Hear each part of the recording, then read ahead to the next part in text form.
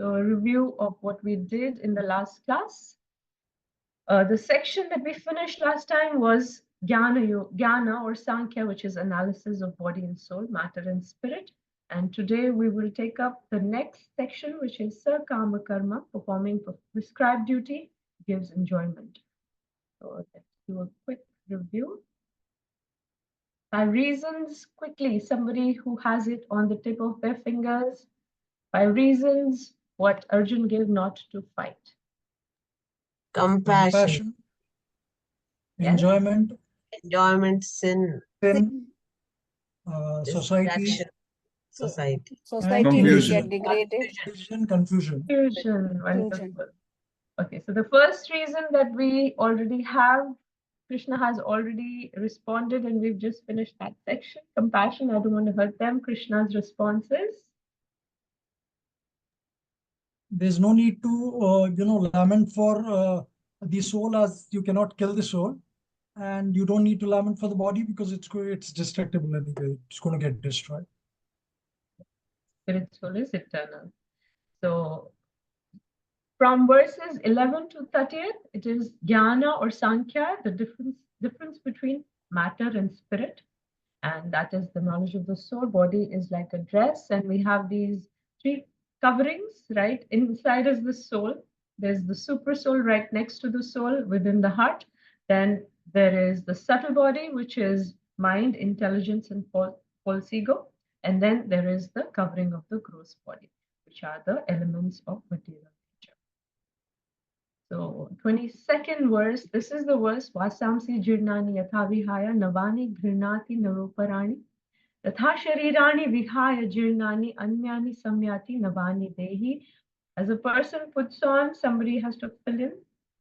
New garments. Giving up the old ones, the soul similarly accepts new body.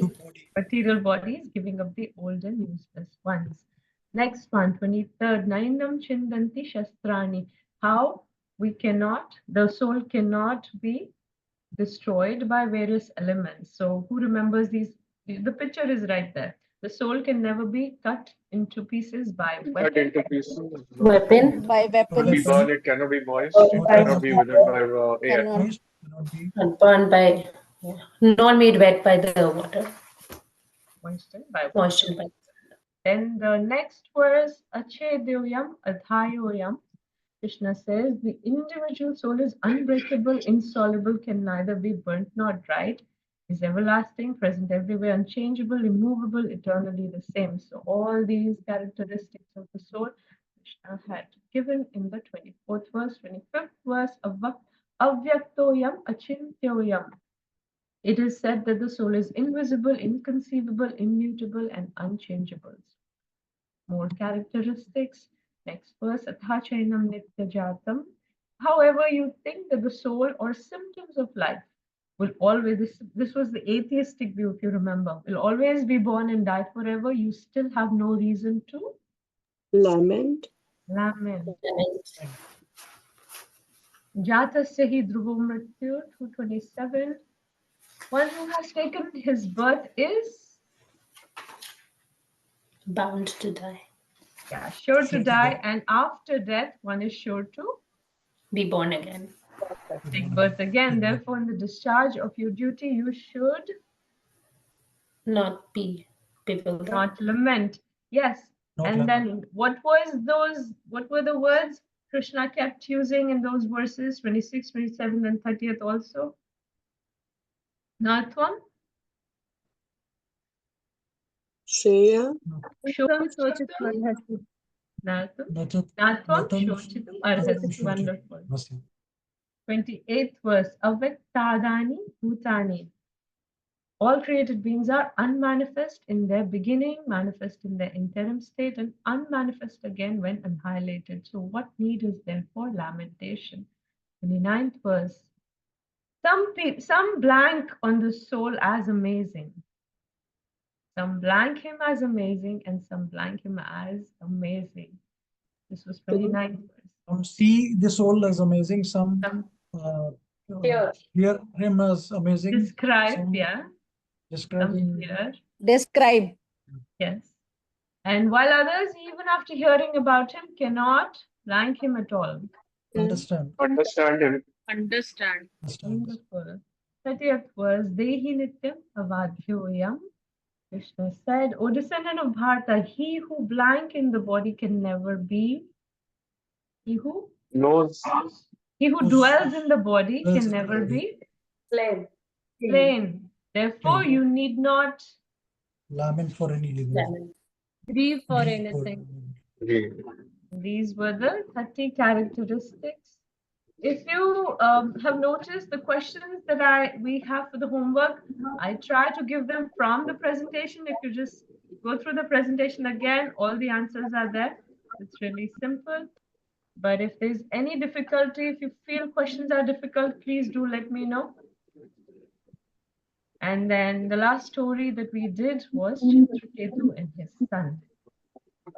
Today's class, now that we have, Krishna has described the difference between body and soul. Kindly unmute. I feel there's a lot of background noise. Sorry, mute yourselves. So from the next section, Krishna will start to talk about Sakama Karma. Performing prescribed duty gives enjoyment. Okay, so I know I'm a spirit soul. Now, how do I act in this life with this knowledge? So Krishna has given this knowledge. You're not the body, you're the soul. Now, how to act on the level of the soul, understanding that I'm not this body, I am the soul. So keep going. The 31st verse is where we'll begin from. And this is the section, 31st to 37 is Sakama Karma, where Krishna also, he gives the answer for the second reason that Arjun had given, which was enjoyment. How will I enjoy? 31st verse, let's all recite it. Swadharmam api chaveksha navikampitum arhasi dharmyadhi tat shreyonyat kshatriyasya na vidyate. Somebody kindly unmute and read the translation. please. Considering your specific duty as a Kshatriya, you should know that there is no better engagement for you than fighting on religious principles. And so there is no need for hesitation. So if you remember 2.2, Krishna had said that how if you avoid your prescribed duties, it will not lead to higher planets. And Krishna is now elaborating on that point that he had said earlier. So first time in the Bhagavad Gita, the word dharma has come. You see, swadharma api chaveksha. It's the first time Krishna is introducing this word. So we have to understand how Bhagavad Gita moves in a helix-like fashion. Helix is where it rotates also, but it goes further also. So Krishna might repeat a point, but with repetition, he also gives additional information, additional knowledge. So this is the first time dharma is coming, and it will come many more times with more and more deeper meanings and deeper knowledge for us to understand. So swadharmam api chaveksha. We'll understand what dharma is or what swadharma is more intricately. So by considering one's religious principles deeply, na vikampitum arhasi. You do not deserve to hesitate. Dharmyadhi yuddhach shreyonyat. There is no other better engagement than fighting. For you, there is no other dharma other than fighting because you're a Kshatriya, right? Kshatriyasya na vidyate. So for a Kshatriya, there is nothing better that he can do than do his swadharma of fighting. This is what Krishna is telling Arjuna. So there are 4 varnas in our society: Brahmins, Kshatriyas, Vaishyas, and Shudras. And they all have, because of their nature, they are engaged in different kinds of activities in this society. So the Brahmins are supposed to be intellectual people, then Kshatriyas are the administrators, Vaishyas are the business people, and Shudras are the general assistant. And these 4 divisions in the society, according to their nature, then their dharma is established. So for a Brahmin, this is your dharma. What is the dharma for a Brahmin? Yajan, Yajan, Patan, Patan, right? Dana Vigraha. So this is the nature of a Brahmin. This is the dharma of the Brahmin, to do these duties, to study the scriptures and teach, to Patan. Then Dana Vigraha, they take charity, but if it is more than what they need, then they give charity also. They give back. Then they do yajan. Whenever there is a need for puja or there is a need for fire sacrifice, the yagya, they perform that. So similarly, all the other varnas, they have their dharmas according to their nature. So Swadharma is the customization of dharma in a way that can best be practiced by any individual according to his nature and situation. Just like in a hospital, it's a place for treatment, but not everyone can be given the same treatment. There's so many people who come, patients who come in the hospital, everybody's treatment is different. It's not the same. So similarly, in a society, there's so many kinds of individuals, their natures are different. So their Swadharma is also different. So dharma keeps changing also, so we'll come to that. Engage materially according to their nature in ways that their individual talents are utilized. The society gets maximum benefit. Society values their contribution. They get satisfaction materially and socially. Hence, they use their energy to grow spiritually as well, and ultimately engage in their param dharma. So there is something called swadharma, which keeps changing in this world. For example, some years back, I was a student, so my swadharma was to study properly, to get good grades. That was my swadharma. Then I got into a job. Then within a job, my swadharma is to perform to my best capability, right? And to be sincere to my employer. And then when I got married, my swadharma changed. If I quit the job, my swadharma changed. It was to take care of my family, for my husband, and have kids. As a mother, my swadharma is different. So that swadharma keeps changing, but param dharma, where we engage in loving devotional service and serve God, remains the same for everyone. So how does a person start on the path of param dharma is if he or she is satisfied in the swadharma that he's doing. Then it is possible, there's a possibility. So why Krishna created these varnas? So people can get that satisfaction materially, that whatever they're doing is a valuable contribution to the society. The society takes recognition, and when they're satisfied materially and socially also, then there is a chance to grow spirit. They have time and they have energy to grow spiritually also. I see Deepa Mata, do you have a question? Yeah, so now that we don't have the Varna system in this country and even in India, how do we determine what our dharma is? So we do have in a crude form because, well, in Kali Yuga, people, Prabhupada used to say we all are Shudras because we are all serving somebody here mostly people are in service class, right? But there are, if you see in a crude way, there are people who are agriculturists. There are people who are business people. There are people who are in the government taking care of, soldiers and in the government ministers taking care of the administration part. So that is their nature. So according to our nature, our varna is established. And according to our varna, whatever dharma is there in the prescribed, we're going according to the prescribed scriptures right now. Remember, this section is the section of Sakama Karma or Karma Kand, where we do something and expect something in return. So we do our prescribed duties and expect some results. That is the section we're on right now. So if you're asking about what is our nature, what is our dharma, swadharma, it is according to our nature.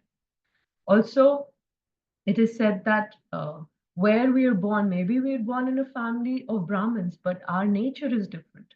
We are more inclined to taking care of people physically, right, in an active way. So then we get into the Kshatriya. That is the Kshatriya nature that we have. So that becomes our Swadharma. So it is not prescribed how you're born, which family you're born in, but it is the Swadharma is prescribed based on a person's characteristics and nature.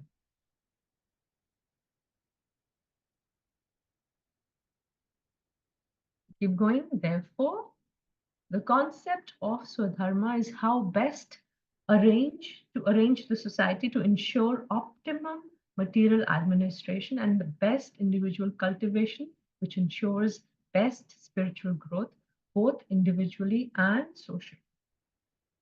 So we're talking about Swadharma, and then when spiritual comes, it comes to the level of Param Dharma. Krishna will talk about various levels of dharma, but the first level here, what he's talking about, Kshatriya's dharma. Kshatriya dharma based on eternality of the soul. So the definition of Prabhupada talks in the purport, Kshatriya is meant for good administration. The literal meaning of Kshatriya is Shat Trayate iti Kshatriya. So Shat is hurt or getting harm, and Trayate is to give protection. So Kshatriya is one who gives protection from being hurt. And the duty of the Kshatriya is from the Parasar Smriti explains the duty. In the purport, it will come in 232. To protect citizens from all difficulties, apply violence for law and order, conquer inimical kings, rule the world according to religious principles. Kshatriyas are never meant for directly accepting the order of sannyas. What Arjun is wanting to do here, right? He's wanting to give up and beg and stay in the forest. That's what he had mentioned. So Shat is also in the purport. Shat means hurt. One who gives protection from harm is called Kshatriya. The Kshatriyas are trained for killing in the forest. The Kshatriya would go into the forest and challenge a tiger face to face and fight with the tiger with his sword. When the tiger was killed, it would be offered the royal order of cremation. So what are the benefits of fighting, which is the prescribed duty in this case? This is what Krishna describes in 31st and 32nd verse. So let's recite the 32nd verse. Yadrichaya chopapannam swargadwaram apavritam sukhinaha kshatriyaha partha labhante yuddham idrisham. Can somebody read the translation, please? O Partha, happy are the Kshatriya, to whom such fighting opportunities come unsought, opening for them the doors of the heavenly planets. So Yadrichaya Chopapannam, Krishna says, when on its own accord, opportunity like this comes, Yadrichya means by its own accord, and Chopapannam is, Cha is also, Uppapannam is arrived. So an opportunity which has arrived on its own. Swargadwaram apavritam, doors of heavenly planets are wide open.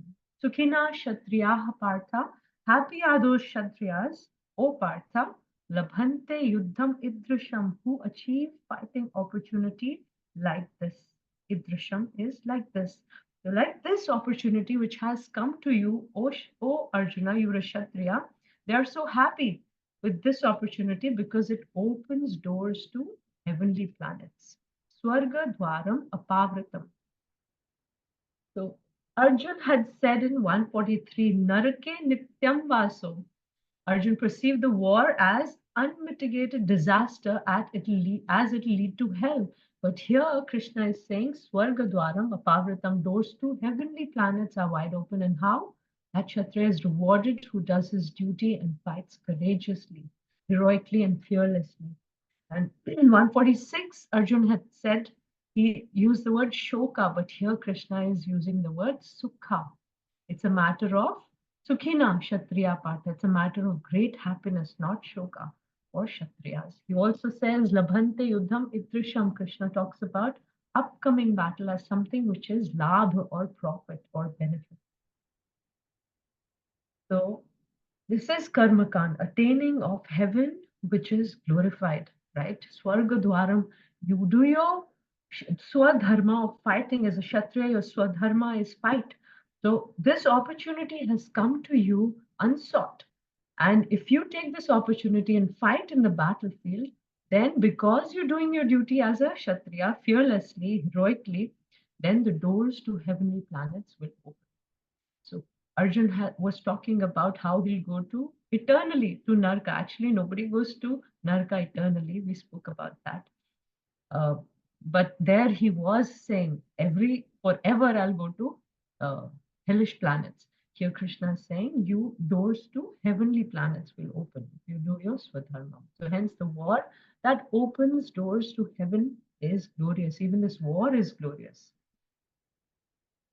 Prabhupada says, for Kshatriya to be on the battlefield and to become non-violent is the philosophy of fools.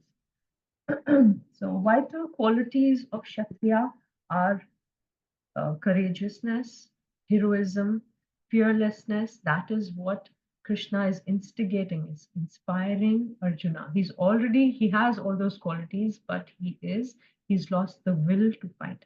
So Krishna is inspiring him.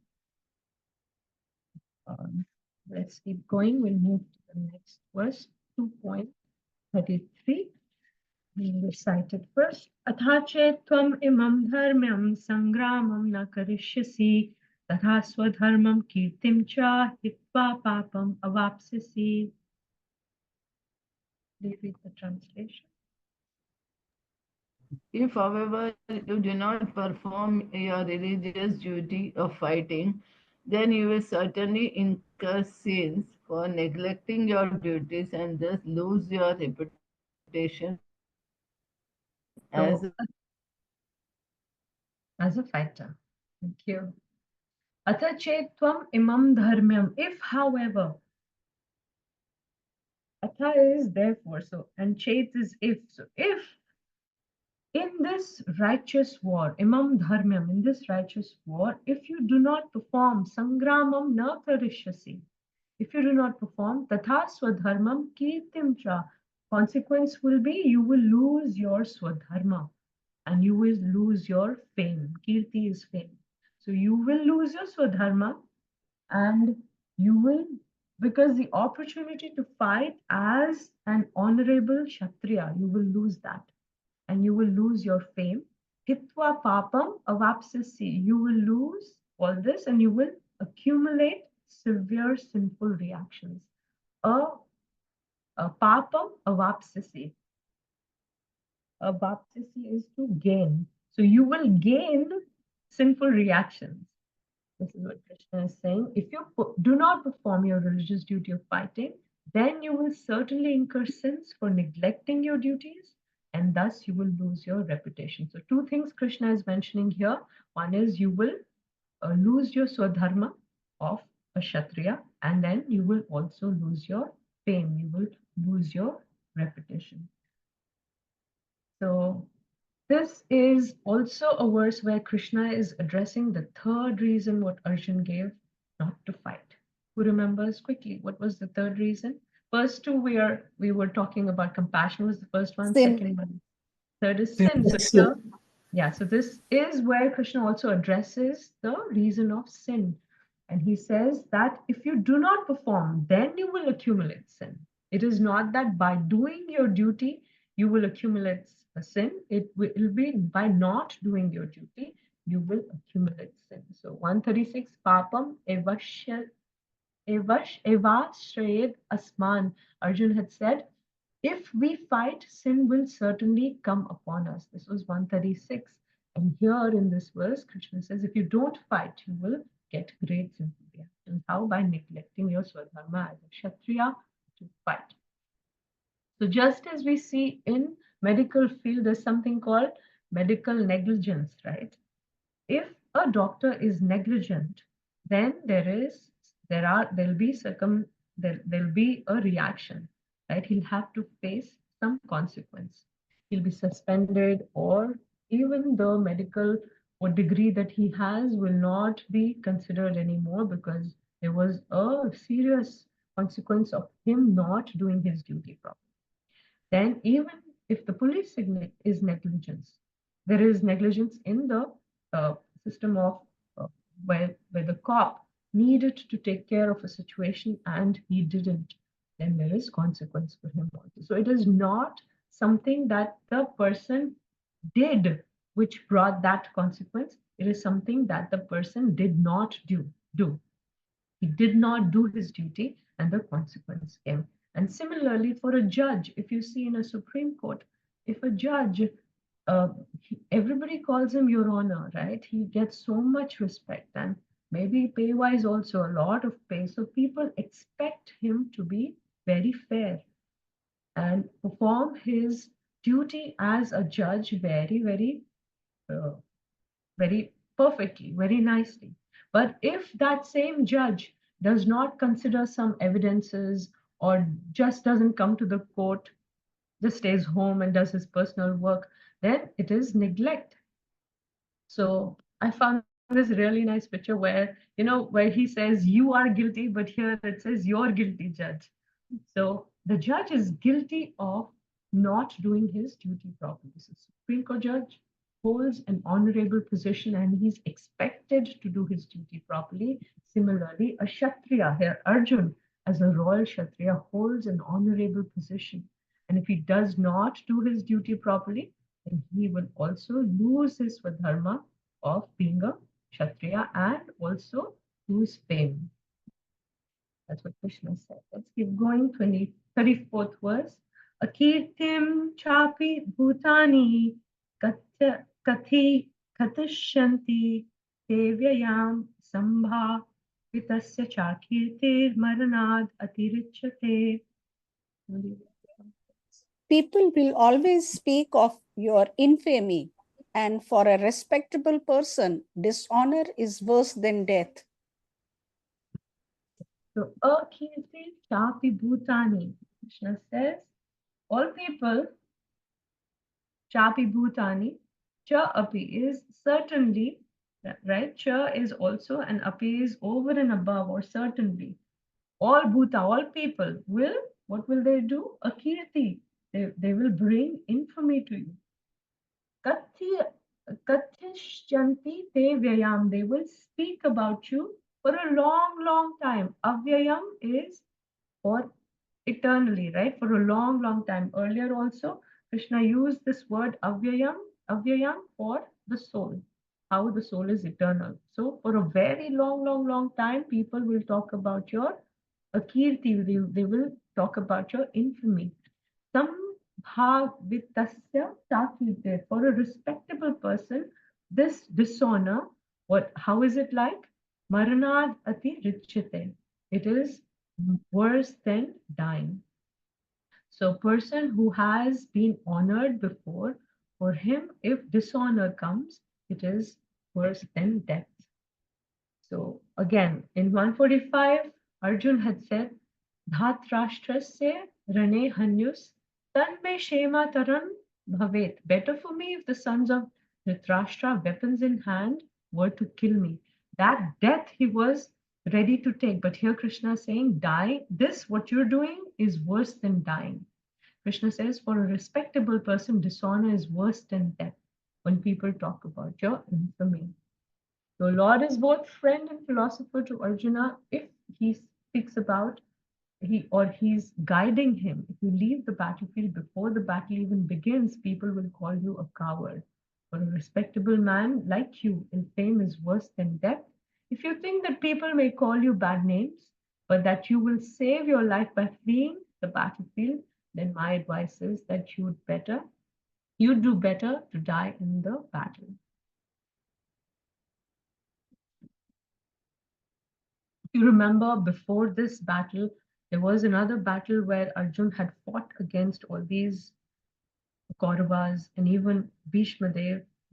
Somebody remembers that battle? Virat. Virat Youth. So in that youth, he attained so much honor, right? He alone had fought with them and he alone succeeded. So if previously he was so successful in fighting against the same Kshatriyas, and then he achieved so much honor and fame, if he now doesn't fight, people will just call him coward. That's what Krishna is saying. 35th verse.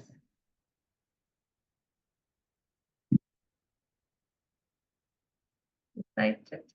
Bhayadranad uparatam mamashante tvam maharataha yesham cha tvam bahumato bhutva yasyasi lagavam. The great generals who have highly esteemed your name and fame will think that you have left the battlefield out of fear only, and thus they will consider you a coward. So Bhayadranad Uparatam, Krishna says that Bhayad is out of fear, you have left this battlefield. Vamashyante Twam Maharata, the great generals, they will consider Maharatas or the people who are great generals. They will consider you that they will consider that you've left this battlefield out of fear only. Yesham Chatvam Bahumato, for whom they have held you with great estimation. Bhutva yasyasi lagavam, and they will consider you insignificant. Lagavam is very small. They will consider you insignificant. For those generals, Maharatas, those generals who had great esteem for you, they had great honor for you, they will consider you very, very small and very insignificant if you don't fight. So Arjun was thinking, my act of giving up the fight should be considered noble, because even when I have the right to this kingdom and the competence to win back my kingdom, I'm giving it up because I don't want to kill my venerable superiors. So this was his thinking. This was the reason. It is not that he didn't have the skill to fight. It is not that he had forgotten how to use his Gandiva bow, or he was hesitant because he was scared now of these Maharatas who were present in the other side of the army. It is not all, those are not the reasons. But Krishna is saying people will think like that. They will think you are a coward. Arjuna is saying, my intentions are different. My intention to not fight is because I don't want to kill them. They are my superiors. In the battle of Virat, it wasn't killing, it was just to keep them away from conquering Virat. So he didn't have to kill them, he just had to win the battle, but even by not killing. But here, there is a matter of killing and or dying himself. So that's why he's hesitant. He does not, he still loves them, he does not want and respects them. He doesn't want to kill them. This is his consideration. But Krishna is saying, he's pointing out how public perception is different than personal intention. People will judge you based on your action, and their opinion will be that you've left the battlefield out of fear only. This is what Krishna is again and again telling. So there is intention in our heart, and due to that perception, that intention, based on that, we do our actions. But people can interpret it differently. Their opinions are acquired because of their mindsets, right? What they are thinking about us according to our action, that is what they perceive. So we are going to do an activity later about this because it's very deep. You know, we want to be nice to people. We want to do things where we want to bring not harm, but we want to benefit people. But sometimes our action may be such that people perceive it differently. So, any questions so far? Yes, Mataji. Yes. I was confused as to why this is so important, because the focus is on performing our duty and just sticking to our Swadharma. So why should we worry so much about what other people think about us? Because we live in a society where there is interdependence. We cannot be like, okay, I don't care what they think of me. There is interdependence. Like when we were talking about or discussing about Varna, right? When there is satisfaction, when the society also regards us and there is a satisfaction within us, we can perform our Param Dharma nicely. If we sit and chant and we have this in mind that somebody is not thinking right about me, we cannot chant properly. It is not, because we are social beings, right? We want acceptance.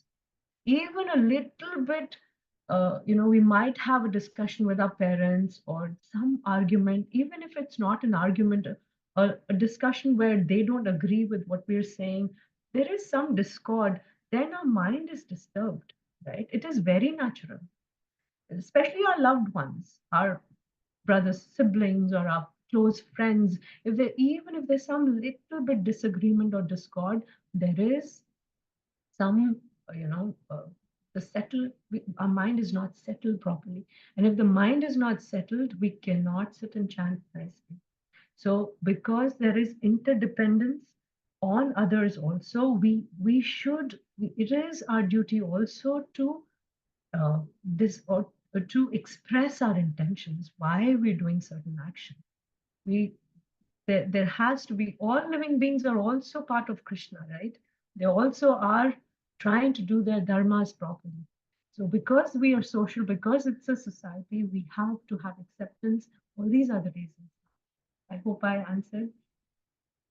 Yes. So Krishna is warning Arjuna that people will judge you based on your actions, right? They will not understand your intentions. So, and you cannot go around telling each one of them, okay, this is my intention, that's why I'm not fighting. You cannot go and clarify to each one. So right now is a moment of action, not of explanation. The explanations and all that, the time has gone.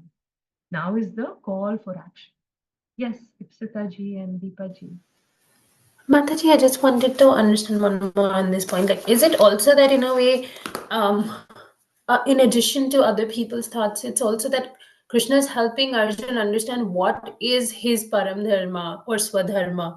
Because earlier he was mentioning, oh, my dharma is also towards my family, my dharma is towards my elders, my dharma is towards. So is it that Krishna is also helping him understand, yes, you have those dharmas, but they are in like a chronological order, like he told earlier that maybe this your swadharma would come over, or your param dharma would come over your dharma to your relatives or elders in this moment. The whole Bhagavad Gita is slowly taking us to the level of param dharma only. So by doing our swadharma, only can we come to the position of param dharma, is what Krishna is trying to do. Yes. So param dharma is sarvadharman parityaja mamekam sharanam vraja, coming in the 18th chapter towards the end. But in between also Krishna talks about param dharma 9.34, manmana bhavamad bhakto, where always think of me, become my devotee. So all those things are coming, yes. If you leave your swadharma and you think you can reach param dharma, is not possible. Do your swadharma where you're situated right now in life. By doing that, slowly you will come to the position of doing param dharma. Or we can suddenly give up our swadharma, and if we think we're eligible for, because we're so detached, we can move to a forest. Even if we think like that, Krishna will come to the point in the 3rd chapter where he'll say, still do your dharma. Why? Because the minds of general people will get disturbed.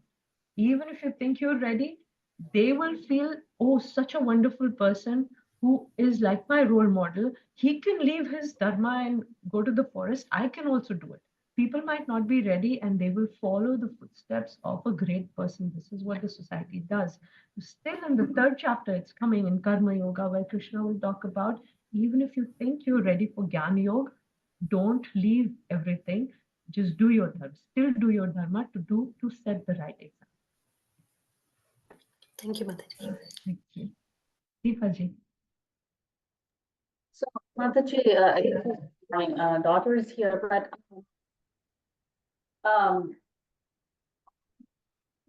application of these slokas in our life.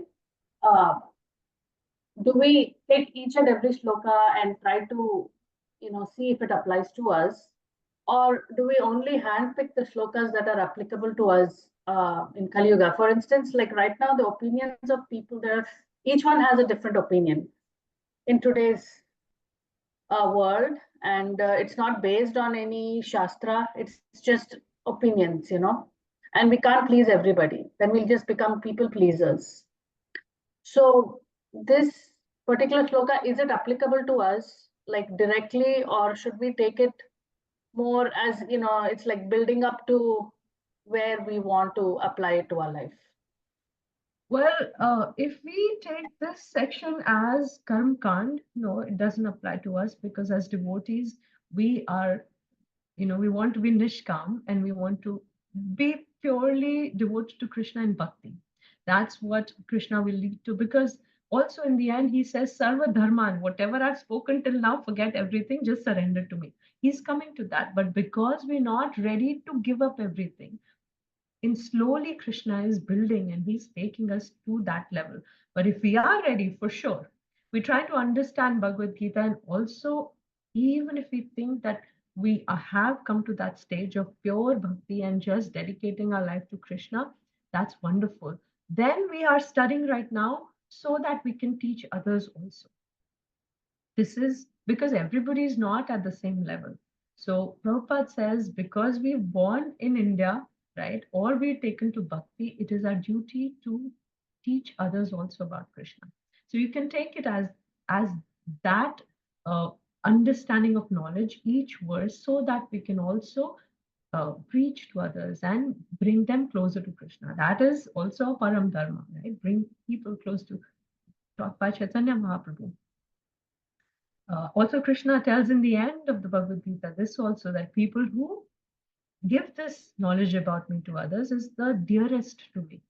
So, taking all those considerations, also this section is karma kand, right? You do your activity and you expect something. We don't want that level, right? But because everybody's not at that level, Krishna, this Bhagavad Gita is for everyone, right? So slowly taking people from wherever they are to the level of Param Dharma, total surrender to Krishna. So yes, that's what Arjun, he's telling Arjuna, you cannot go and tell each one of them your intention, why you're doing this action. It is not possible. So just do your Swadharma and set the right example. So keeping our Swadharma right now, we are Grahasthas, most of us are, some are students also.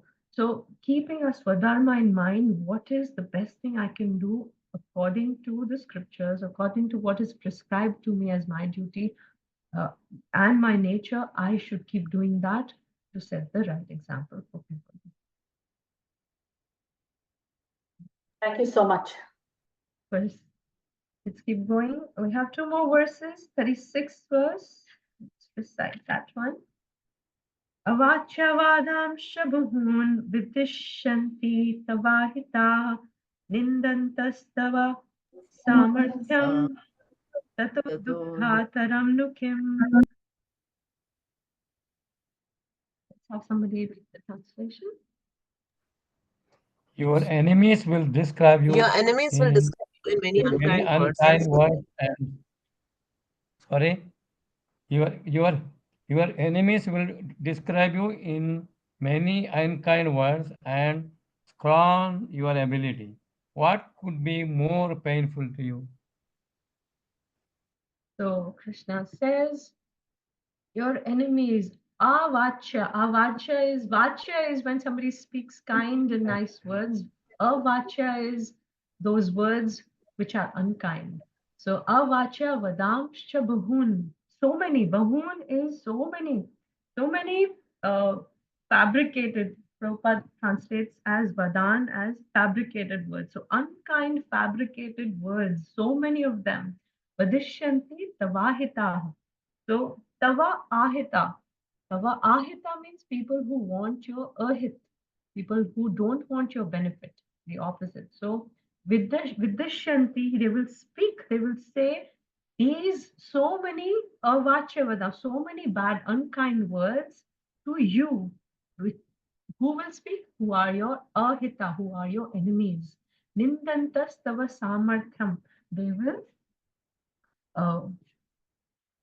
They will criticize your ability, samarthya. Tato dukkha taram nukim. What worse dukkha can you get in this life? Tato dukkha. What can be more painful for you than this? So people who are your enemies will speak bad words and unkind words for you. It will be so much, it will bring so much dukkha to you. So again, this is a rhetorical question. Krishna is not asking him to give or not expecting an answer from him, right? I told you not to go there, did I not? If I say this to my child, it is expected. Answer is expected. Yes, you did tell me not to. So we're not expecting the child to say, yes, yes, you didn't, you told me.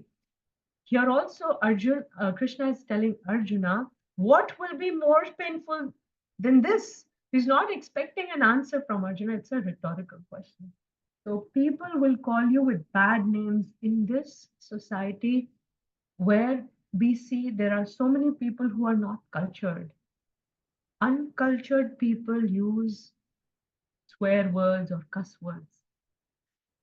But even people who are cultured, if they see a behavior which is uncultured, then it is very hard for them to resist not using bad words. When you're expecting cultured behavior from an honorable person and you see the behavior is not cultured, then these people who are cultured will also use bad words for that person. So this is what Krishna is saying. There are two ways people can hurt us. Our enemies, they want to hurt us with weapons, which ruins the person physically harm them. And the second way to hurt is spreading rumors about us. So which ruins the reputation, which is more insidious than hurting physically. Because if somebody hurts us physically, that wound will go away in time.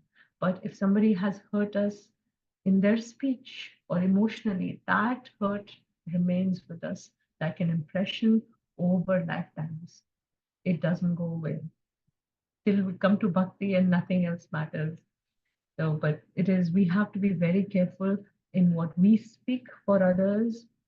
We also have to be cultured and not speak bad words.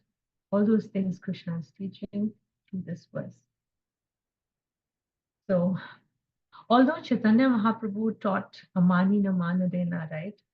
We don't want any respect and we want to give all respect. Over here, Krishna is talking at the level of a Kshatriya, where there is, in a society where there are varnas, we do want, Krishna does not want this harm coming over on Arjuna, that people, using bad words for Arjuna. Last verse is the 37th in this section. Hato va prapsasi swargam jitva va bhukshase mahim tasmad uttishta kaunteya yuddhaya krita nishchayaha. Will you read the translation, please? Right. O son of Kunti, either you will be killed on the battlefield and attain the heavenly planets, or you will conquer and enjoy the earthly kingdom. Therefore, get up and fight with determination. So, Hato va prapsasi swargam. So, if you are killed, then you will attain heavenly planets. How? Because you are doing your duty as a hero fearlessly on the battlefield. One person who's doing his swadharma then attains the heavenly planets. Jitva va bhukshase mahim. If you win the war, then you bhukshase mahim, all this earthly planet you will enjoy. Bhukshase, you will conquer and enjoy. Therefore, rise, O Kaunteya, tasmad uttishta Kaunteya, yuddhaya krita nishchaya. For the sake of fighting, by making your determination, nishchaya is your determination, should be made strong. Yuddhaya, you should fight with strong determination. So Krishna is saying, either you will die, you will be killed on the battlefield and attain the heavenly planets, or you will conquer and enjoy the earthly kingdom. Therefore, get up with determination and fight. It is a win-win situation. Arjun was thinking it is a lose-lose situation. If I fight, I'll kill my relatives and I will also go to hellish planets. But here Krishna is saying you will go to heavenly planets if you die. And even if your people you're trying to win this war against your close friends and relatives, even when they give up their bodies, they will also go to heavenly planets because they're also fighting here. This is their swadharma. So they also get they will also get new bodies and they will also get heavenly planets. Or if you win, you will be enjoying here. So it's a win-win situation for you. So Arjuna in 146 sat down on the chariot, right? Ratho pasta upavishat. And 2.9, there by sitting down, we've discussed this. By sitting down, it denoted that he did not want to fight. By putting down his Gandiva, he was expressing that he will not fight.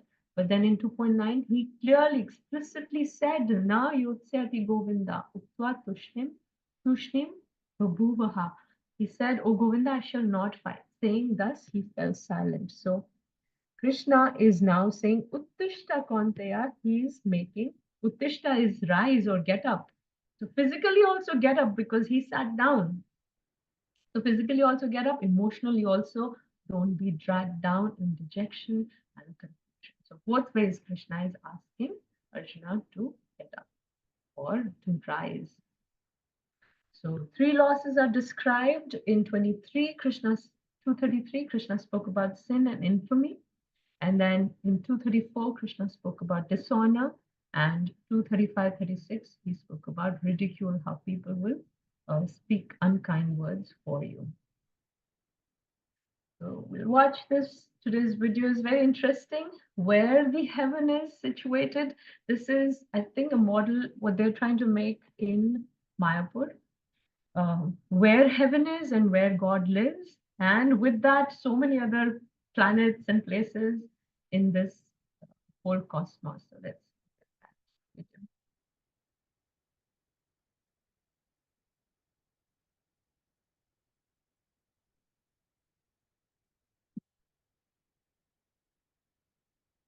that. So at the bottom of the planetary display, we have Shesha holding up the earth. This is Shesh, the empowered incarnation.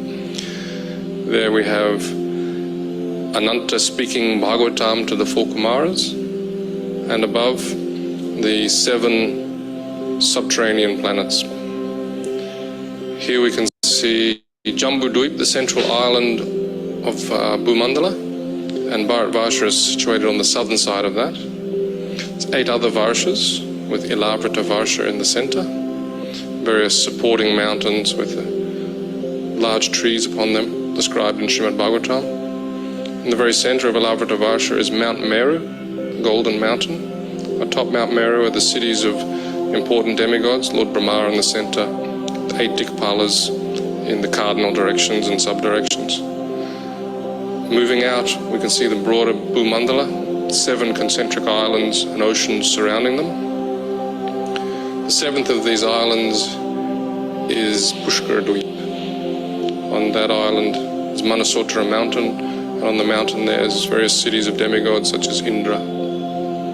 Out further is Lokaloka mountain. These large elephants stand atop Lokaloka mountain to balance Bhumandala.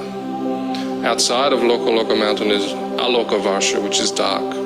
The rays of the sun and the other luminaries extend up to Lokaloka mountain. On Manasotra mountain here on Pushkaradweep, the sun travels above this mountain at the southernmost point of its annual orbit. Above Bhumandala is Bhuvarloka, which is the residence of the Charanas, Siddhas, Yakshas, Gandharvas, and above there is Swargaloka, beginning from the sun and extending up to the pole star Dhruvaloka. This is the moving part of the planetary display. Here we can see the sun and the moon moving in their chariots. The chariots are being drawn by horses moving in the anti-clockwise direction, but they're traveling with the wheel of time, moving in the clockwise direction faster, so it looks as if they're moving backwards.